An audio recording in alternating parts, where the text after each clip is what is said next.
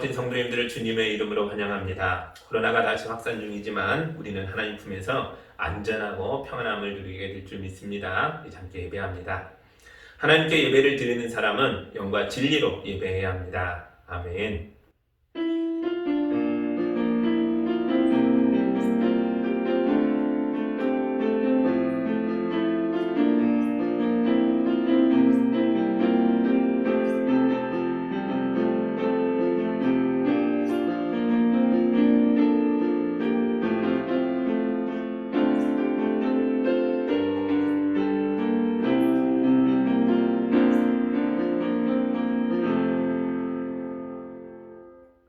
사랑의 하나님 아버지, 우리가 목마른 사슴처럼 숨을 헐떡이며 주님의 은혜를 사모합니다.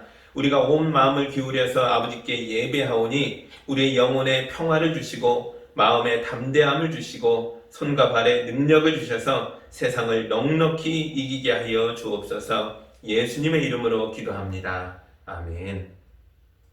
찬송가 20장 함께 찬양하겠습니다.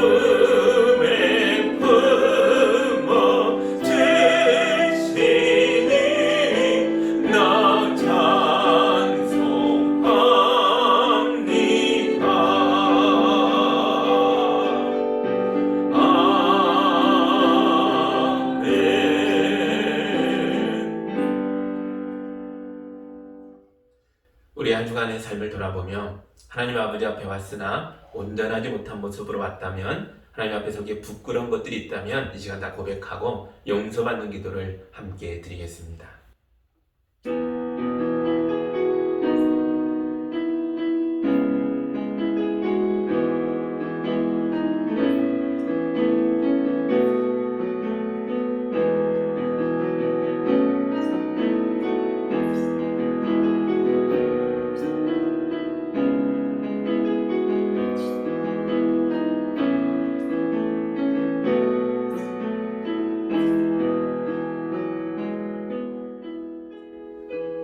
하나님 아버지, 죄와 허물이 가득한 우리를 위하여 예수님을 보내주셔서 감사합니다.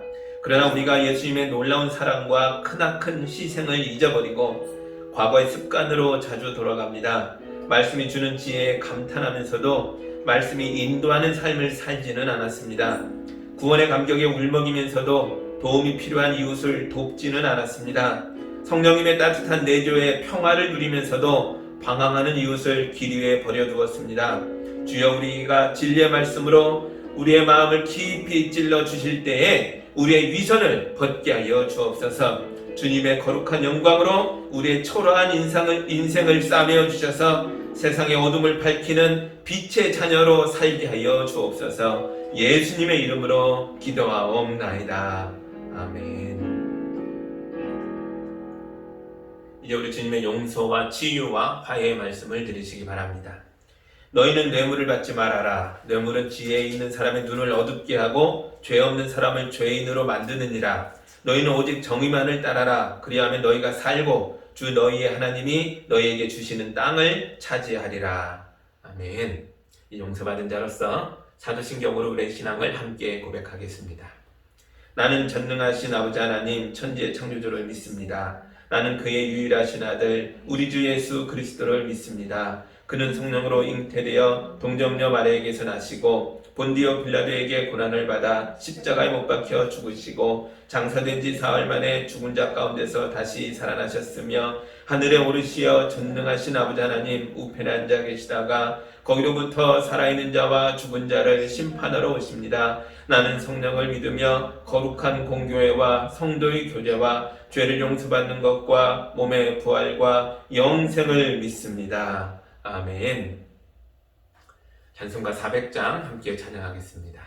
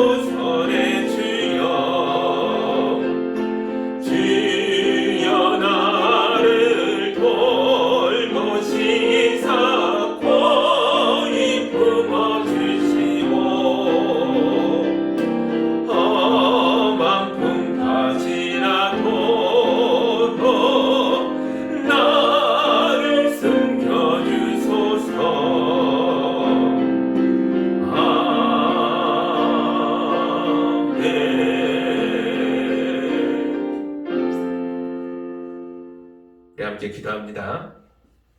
사랑의 하나님 아버지, 연약한 자들을 돌보아 주셔서 감사합니다. 주여, 우리가 전염병의 확산으로 인하여 마음을 졸이며 영상으로 예배합니다. 주님께서 모든 가정마다 거룩한 영으로 임하여 주셔서 성도들의 간절하고 진실한 예배를 영광스럽게 하여 주옵소서. 주여, 우리가 너무나도 이기적이고 추악한 세상을 살고 있습니다. 우리가 거룩한 계획을 품었지만 세상의 악한 자들이 우리의 계획을 좌절시키려고 합니다. 주여, 우리가 악마의 관계에 맞설 수 있도록 하나님의 전신갑주를 입혀 주옵소서. 뇌리 가운데 나쁜 생각이 들어오면 구원의 확신으로 물리치게 하옵소서. 마음 가운데 두려움이 생기면 진리와 정의로 몰아내게 하옵소서. 가정의 안정이 흔들리면 평화의 복음으로 가족을 지키게 하옵소서. 악한 자들이 불화살을 쏘아대도 믿음의 방패로 막아내게 하옵소서. 우리 성도들이 성령의 검 곧 하나님의 말씀을 붙들고 나아갑니다. 악한 자들의 견고한 성이 우리 성도들 앞에서 무너지게 하여 주옵소서.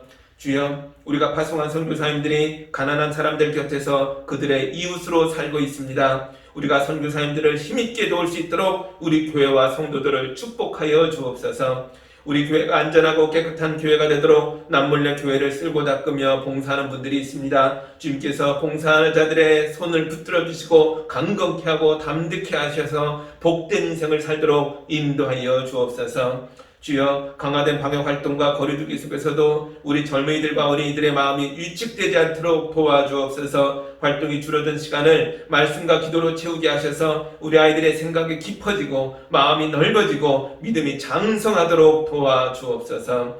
이 시간 우리가 모여 예배하든지 영상으로 예배하든지 어떤 모습이든지 주님이 우리를 하나 되게 하셔서 은혜와 사랑이 강물처럼 흘러넘치는 교회 될 수 있도록 인도하여 주옵소서. 감사드리오며 예수님의 이름으로 기도하옵나이다. 아멘.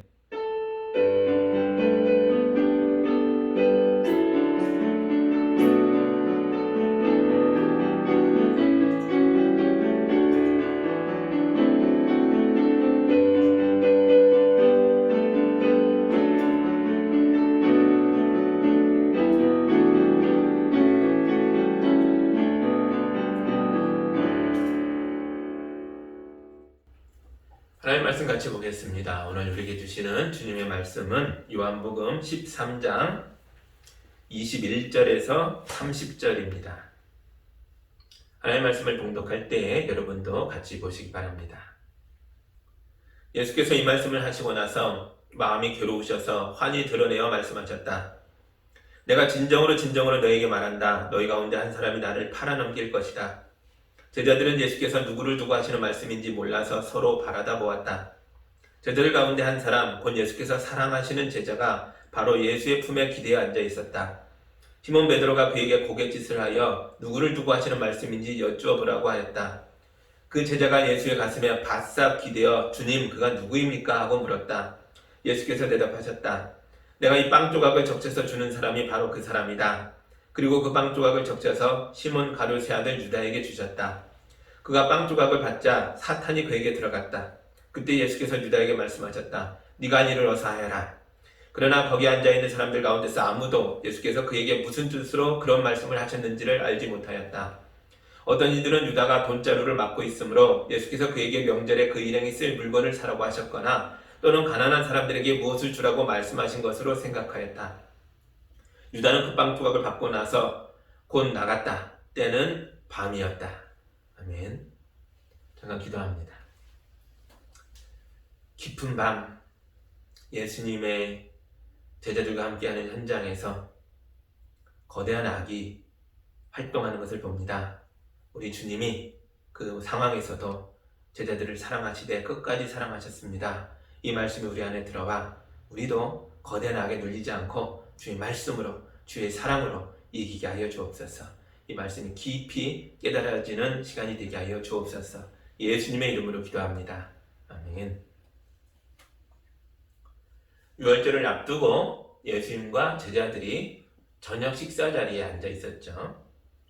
유월절이란 이스라엘의 조상들이 이집트에 놓여 있을 때에 하나님께서 모세를 보내어 그들을 해방하여 준 것을 기념하는 날입니다.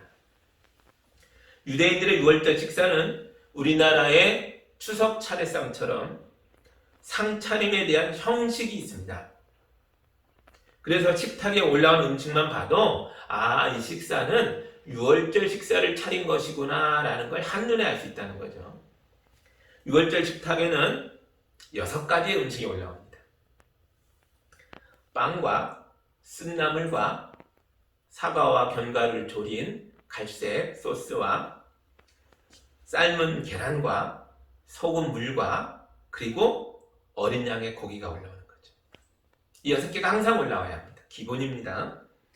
하나하나마다 이집트에서 노예 생활을 하던 조상들의 삶과 그들을 구원하여 주셨던 하나님의 은혜가 상징적으로 담겨 있는 거죠.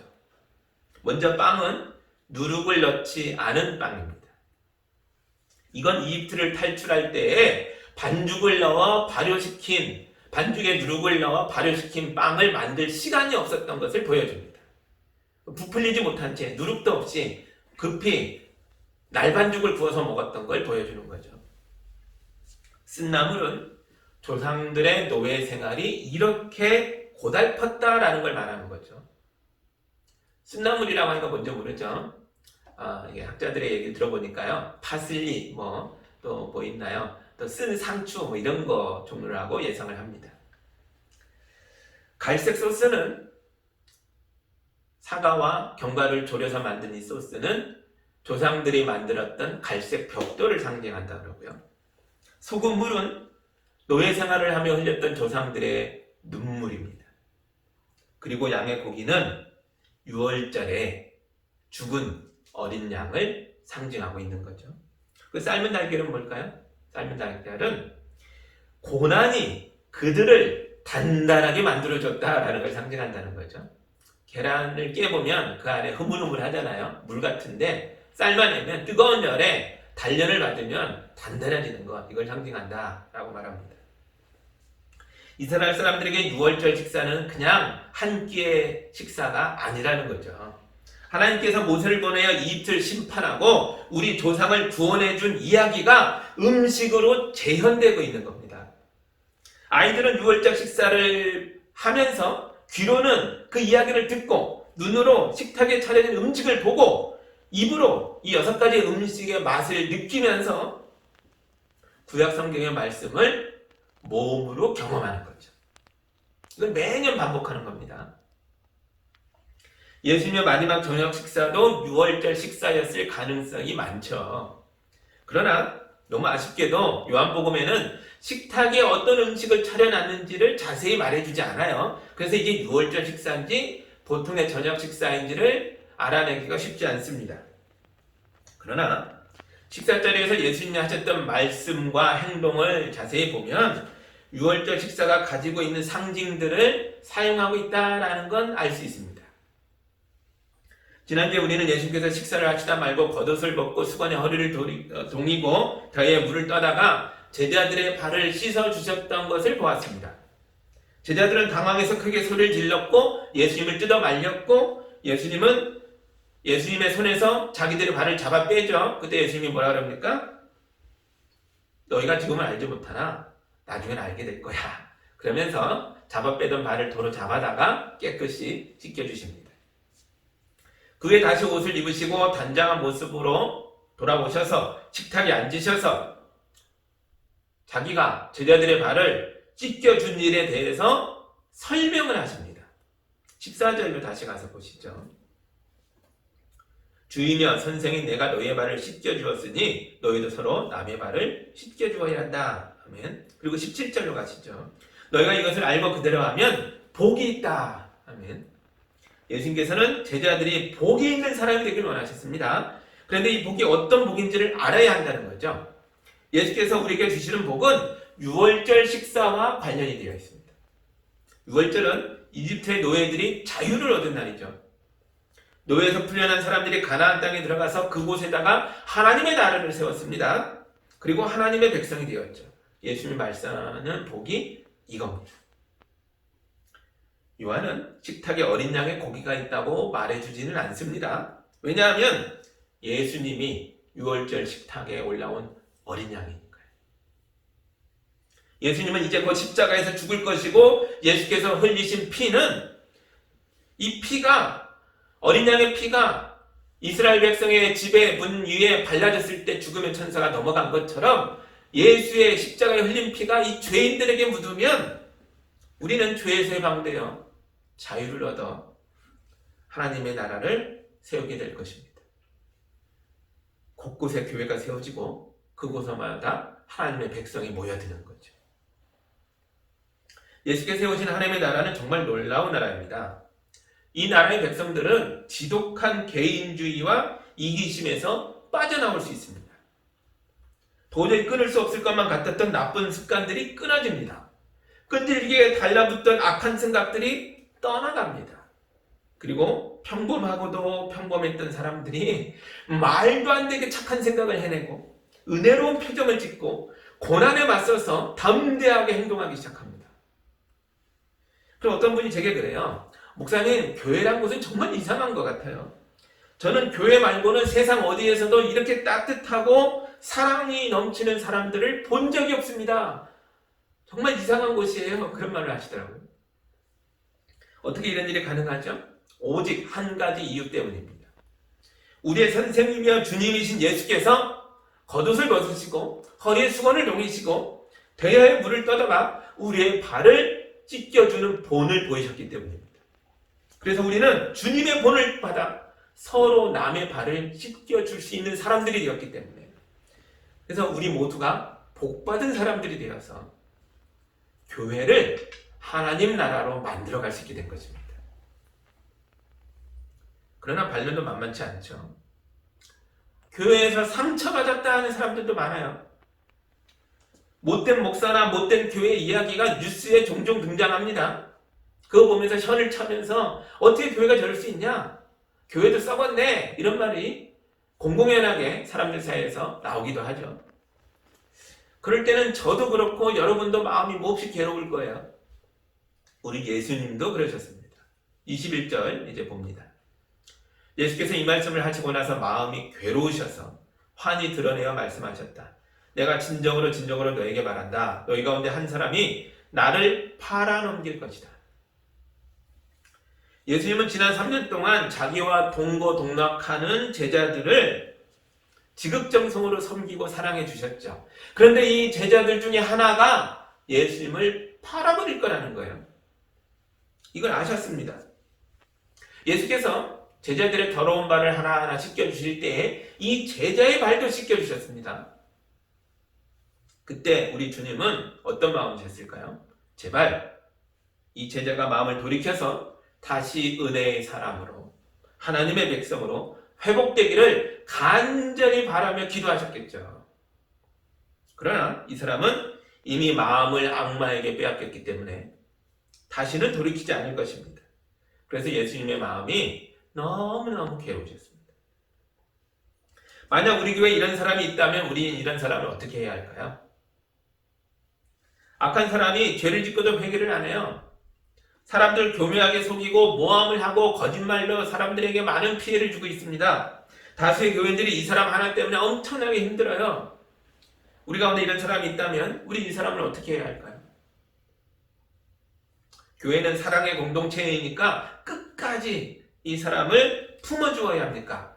아니면 교회는 거룩한 공동체이니까 이 악한 사람을 교회에서 내보내야 합니까? 우리가 어떤 결정을 내리기 전에 예수님께서 이 사람을 어떻게 대하셨나에 대해서 먼저 생각해 봐야 합니다. 첫째, 예수님은 이 사람의 발을 닦아주셨습니다. 이 사람이 자기를 배신하고 악한 생각을 품고 있고 마침내 그 못된 생각을 실행에 옮길 것이라는 걸 아시면서도 그럼에도 불구하고 이 사람을 한 사람의 인격으로 대해주는 것을 멈추지 않으셨습니다. 그가 악인이라고 나까지 악인이 될 필요는 없다는 거죠. 그러나 이것뿐만이 아니죠. 우리는 예수님의 두 번째 태도를 주목해야 합니다. 그게 21절입니다. 다시 보시죠.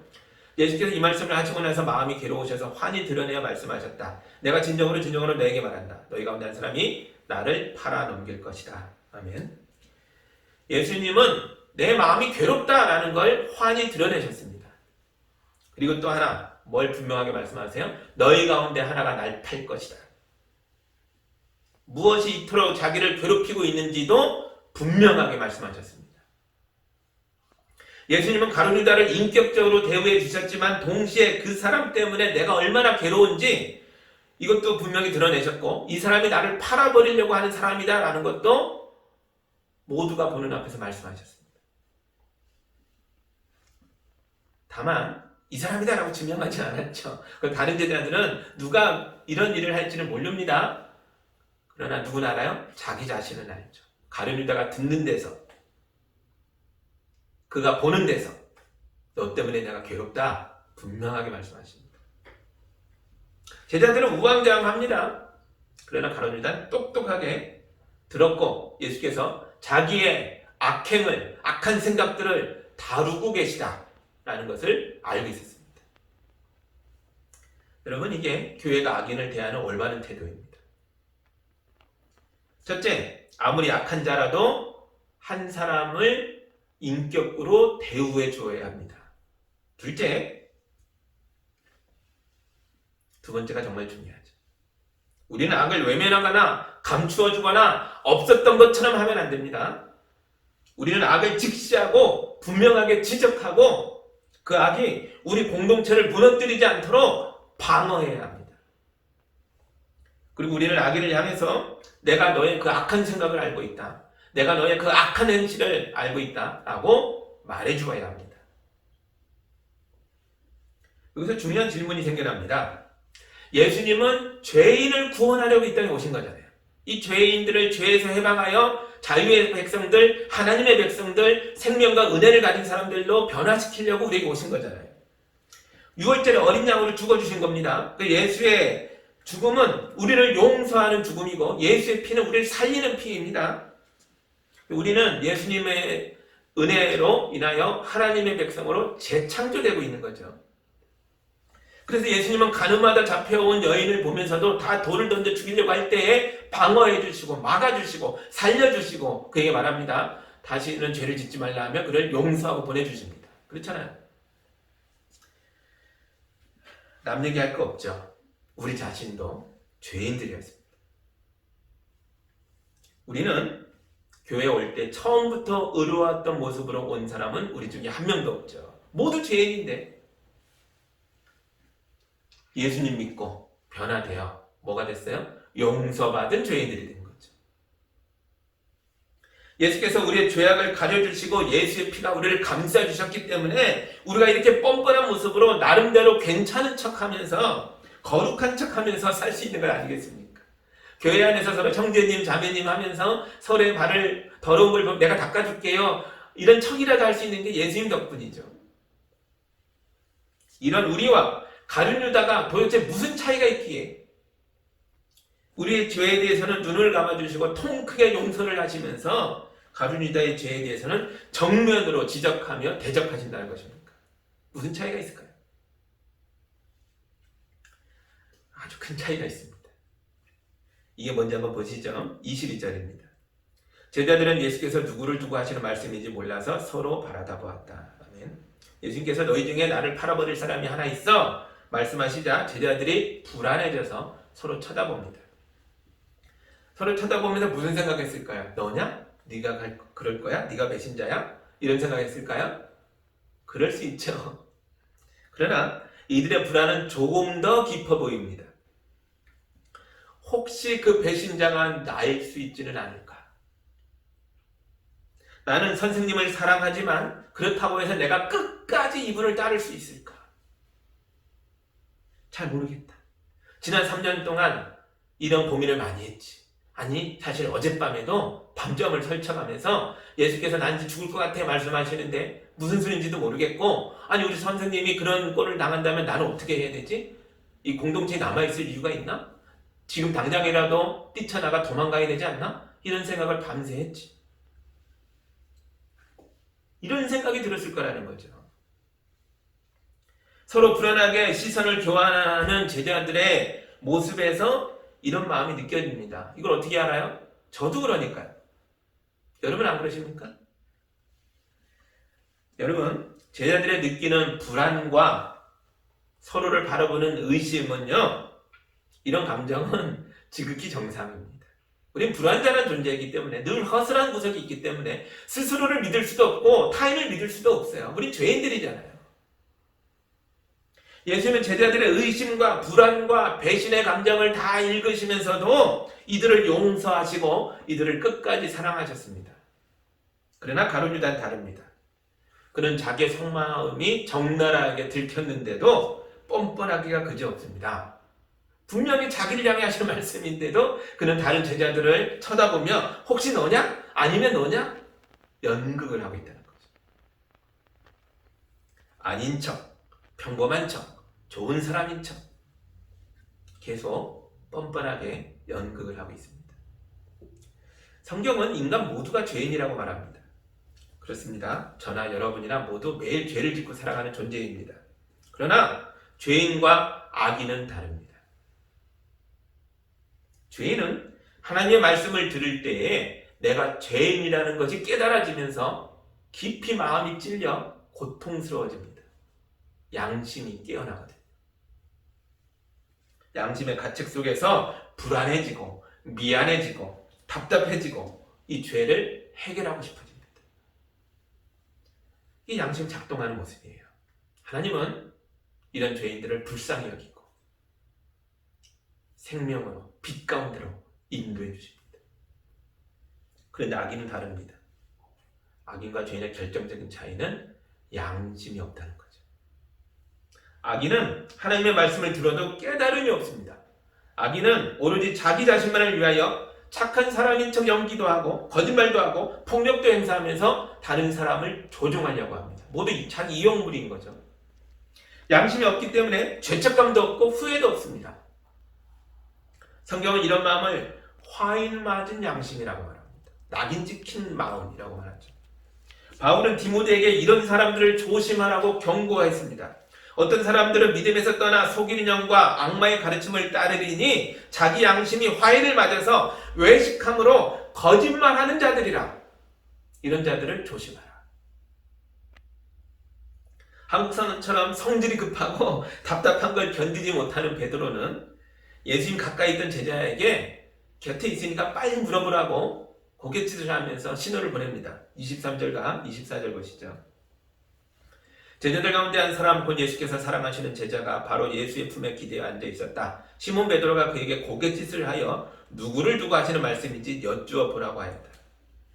어떤 제자가 예수의 품에 기대어 앉아 있습니다. 예수님이 이 남자 제자를 품에 안고 있다고 하니까 굉장히 이상한 느낌이 들죠. 근데 여기에는 어떤 성적 코드가 전혀 없습니다. 그런 의미가 아니에요. 예수님 시대의 유대인 식탁의 모습을 우리가 알아야 합니다. 방에 몇 명이 있습니까? 성인 남자가 13명이 있잖아요. 대단히 많은 사람, 덩치 큰 남자들이 방에 몰려 들어가죠. 거기서 식사를 함께 해야 합니다.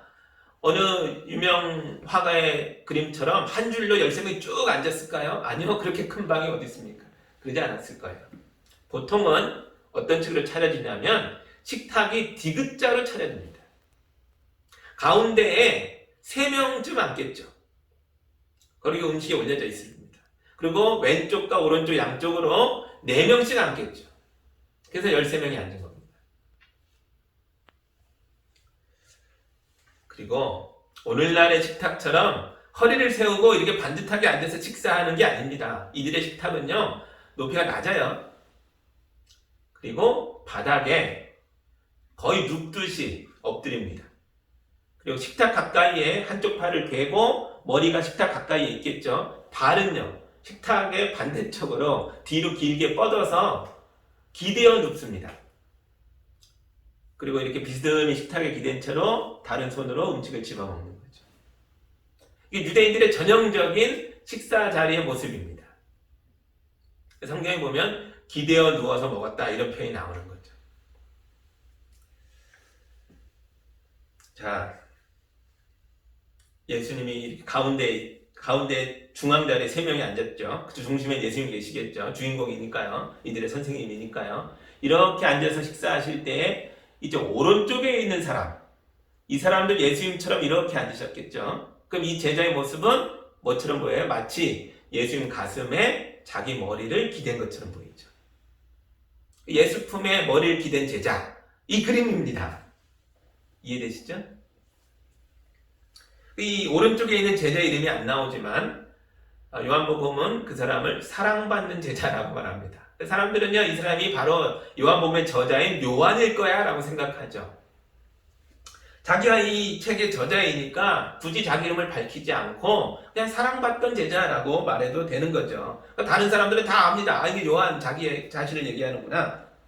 그 요한이 예수님의 가슴에 바짝 기대어서 물어봅니다. 주님, 그가 누구입니까? 머리를 예수 가슴 쪽으로 대고 있으니까요. 크게 물어볼 필요가 없어요. 고개만 살짝 돌려서 소곤거려도 됩니다. 주님, 그 사람이 누구죠? 아주 작게 물어봤을 겁니다. 예수님도 작게 대답하셨겠죠. 26절 보시죠. 예수께서 대답하셨다. 내가 이 빵 조각을 적셔서 주는 사람이 바로 그 사람이다. 그리고 그 빵 조각을 적셔서 시몬 가룟의 아들 유다에게 주셨다. 예수님이 요한에게 하는 대답을 다른 사람들은 못 들었을 거예요. 서로 소곤거렸으니까요. 그러나 행동은 맞겠죠. 예수께서 빵 조각을 적셔서 유다에게 주는 건 봤을 겁니다. 여러분, 예수님이 일어나서 주지 않았습니다. 식탁에 기대어 앉은 채로 적셔서 줍니다. 요한은 오른쪽에 있으니까요. 이 빵을 받을 사람 어디 있었을까요? 예수님의 왼쪽에, 예수님께 바짝 기대어 앉아 있었겠죠. 예수님은 이 사람의 가슴에 안기듯이 머리를 대고 있었을 겁니다. 식탁에 3명이 앉아 있는데 가운데 예수님, 오른쪽엔 요한, 예수님의 왼쪽에는요. 식탁의 주인공 자리에 상석의 왼쪽 자리가 가장 친한 친구의 자리입니다. 그 자리에 유다가 있었던 거죠. 배신자 유다. 예수님이 적셔서 빵을 건네줄 만큼 가장 가까운 거리. 거기 유다가 있었습니다. 다른 제자들은 요한과 예수님의 소곤거리는 대화를 아무도 못 들었지만 누군 들었어요? 유다는 들었겠죠. 바로 옆에 있었으니까. 이 빵을 주는 자야. 그리고 그 빵을 줍니다. 이게 자기를 향해서 하시는 말씀이라는 걸 유다는 확실하게 알았죠.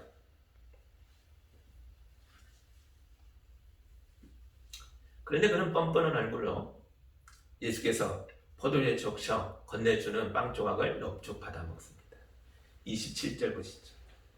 그가 빵 조각을 받자 사탄이 그에게 들어갔다. 그때 예수께서 유다에게 말씀하셨다. 네가 할 일을 어서 하여라. 이 포도주에 적신 빵 조각이 무엇입니까? 이건 예수님의 살과 피죠. 우리를 죄의 노예에서 해방하여 하나님의 백성으로 재창조해주기 위하여 6월절에 어린 양으로 죽어주시는 하나님의 아들을 상징하고 있습니다. 우리의 자유와 생명을 위해서 우리 스스로 값을 치를 수가 없어요. 왜요? 이 죄인들은 값어치가 없으니까요. 내 생명을 구원할 만한 값어치가 내 안에 없다고요. 이 죄인을 구원하기 위하여 하나님의 아들께서 예수께서 자기 생명으로 대신 값을 치러주신 겁니다. 이게 십자가의 은혜죠. 그래서 우리는 이 빵과 포도주를 먹고 마시면서 우리가 용서받은 죄인이라는 것을 매번 되새기는 거죠. 주님의 은혜와 사랑을 반복해서 기억하는 겁니다. 예수께서 성찬 예식을 제자들에게 가르칠 때 뭐라 그래요? 너희는 이것을 행하며 나를 기억하라. 기억하라는 거예요. 이게 6월절 식사의 의미이고 예수님이 새로 제정하신 교회의 성찬 예식의 의미입니다. 예수님의 놀라운 십자가의 사랑과 은혜를 우리가 이 죄인들을 용서받은 죄인으로 하나님 백성으로 재창조하셨던 사건이라는 것을 기억하라는 거죠. 기억해서 뭐 하라고요? 예수님이 6월절 식사를 한 것처럼 내가 너희의 발을 씻겼으니 너희의 선생으로 주님으로 씻겼으니 너희도 나의 본을 받아 서로의 발을 씻겨주어라. 기억하여 실천하라고요.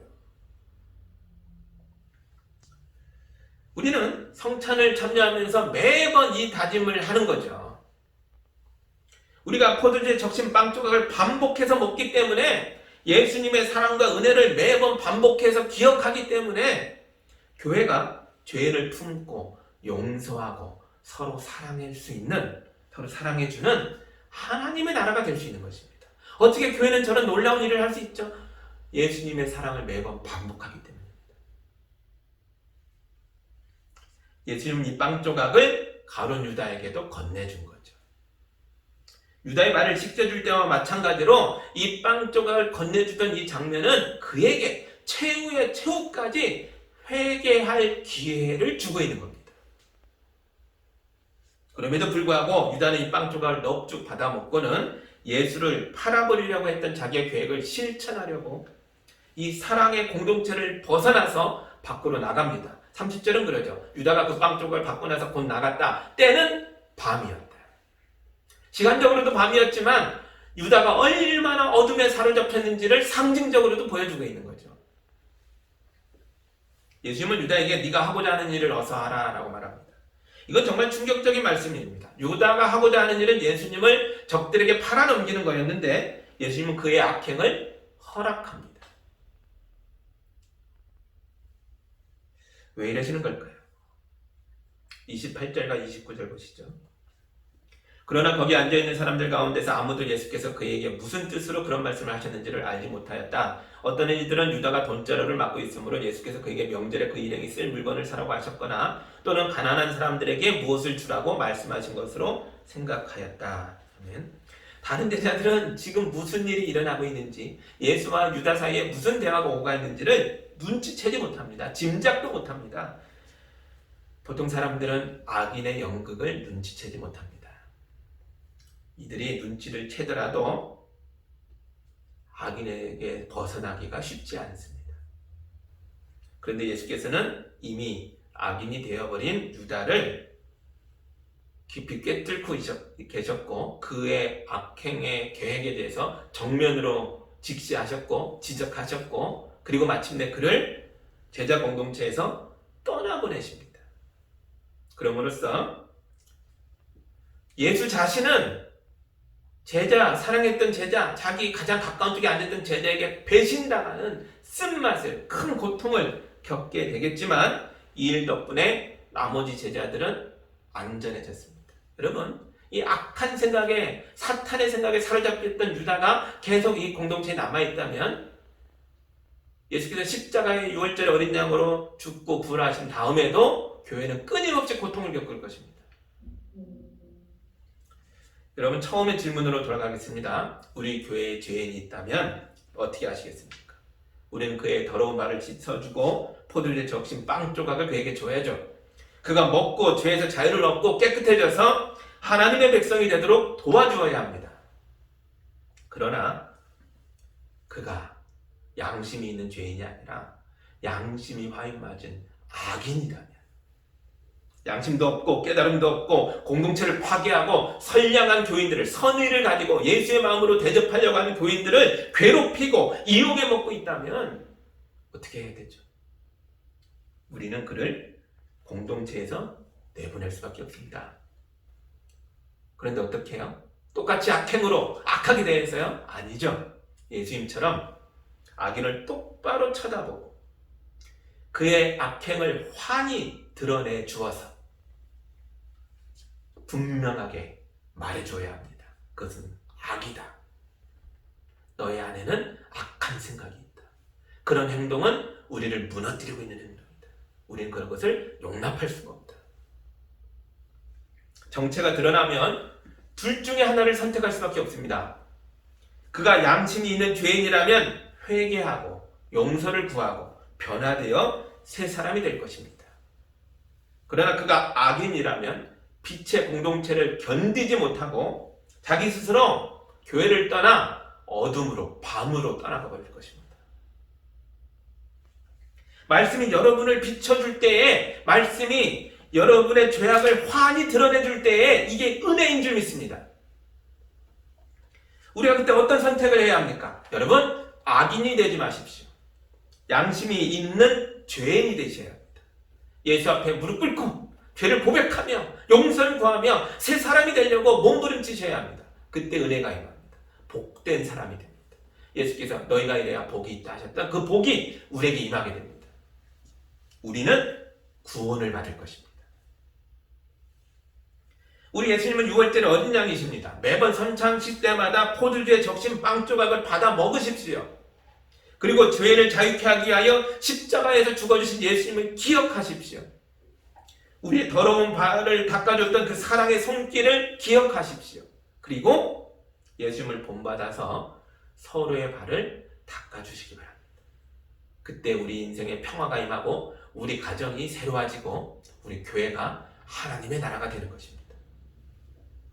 그러면 모든 것이 달라질 수 있습니다. 여러분, 하나님의 나라가 멀리 있지 않습니다. 하나님의 나라는 어린 양의 피가 묻어있는 곳에 임합니다. 십자가의 피가 내 안에 묻어있으면 내가 하나님 나라의 백성입니다. 십자가의 피가 우리 가정에 묻어있으면 우리 가정이 하나님 나라입니다. 우리 교회가 예수의 피가 묻어있는 교회라면 우리 교회는 하나님의 나라입니다. 여러분의 인생이, 여러분의 가정이, 우리 교회가 하나님 나라가 되기를 주님의 이름으로 축복합니다. 아멘. 우리 함께 기도합니다. 사랑의 하나님 아버지, 감사합니다. 우리 예수님이 악인을 대할 때에도 정말 끝까지 그가 회개하기를 기회를 주고 또 주며 대하셨던 걸 봅니다. 그러나 그 악에 당하지는 않으셨고 직시하며 꿰뚫어보며 자기의 길을, 우리 죄인들을 구원하는 길을 걸어가신 것을 또한 봅니다. 주님, 주님의 본을 받아 우리도 이렇게 살게 되기를 원합니다. 주님의 성찬을 먹고 마실 때마다 새우라지게 하시고 매번 주님을 다시 되새기면서 주님의 은혜를 본받아 살아가는 하나님의 백성들 되게 하여 주옵소서. 그래서 구원받은, 용서받은 죄인의 삶을 거룩하게 살아나갈 수 있도록 축복하여 주옵소서. 우리 성도들의 삶이, 인생이, 가정이, 교회가 하나님의 나라가 되게 하여 주옵소서. 복된 삶을 살게 하여 주옵소서. 예수님의 이름으로 기도합니다. 아멘.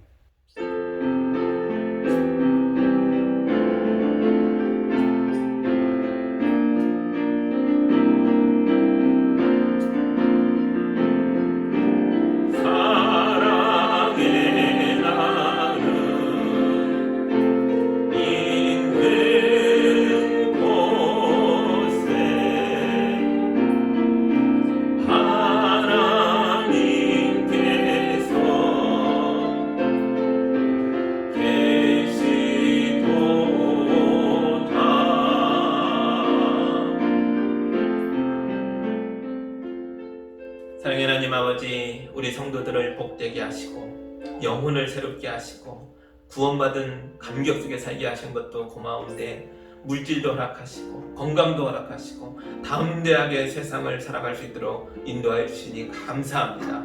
우리 성도들이 귀한 예물을 거룩하게 구별하여 하나님께 올려드렸습니다.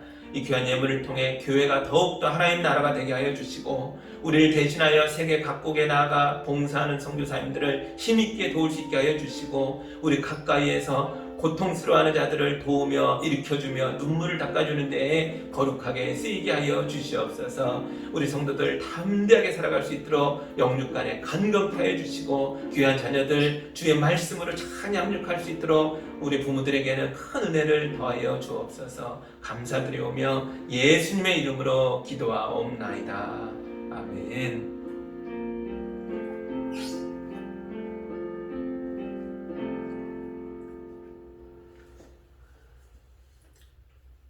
코로나가 다시 4차 확산이라고 하죠. 그러면서 델타 변이가 수도권 지역에 만연하게 되어서 어쩔 수 없이 수도권 지역에 4단계가 발령되었습니다.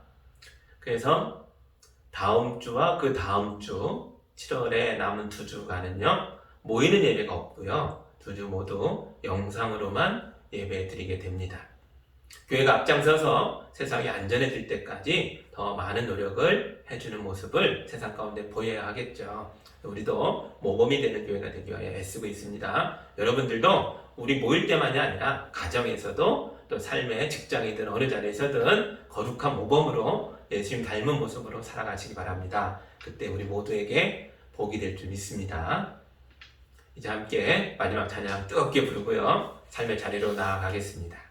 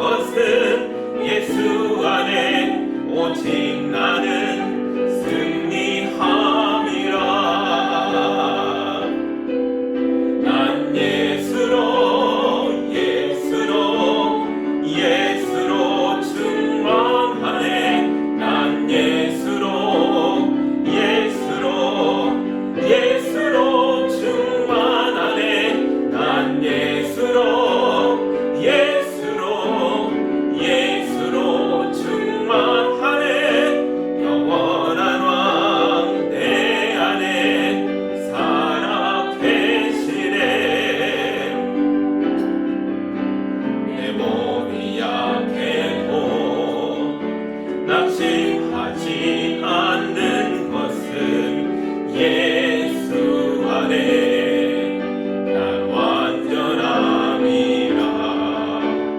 화려한 세상 부럽지 않은 것은 난 예수로 충만함이라. 난 예수로 충만하네. 세상 모든 것들도 부럽지 않네. 난 예수로 충만하네. 영원한 왕 내 안에 살아 계시네. 난 예수로 충만하네. 세상 모든 분파도 두렵지 않네. 난 예수로 충만하네. 영원한 왕 내 안에 살아 계시네. 영원한 왕 내 안에 살아 계시네.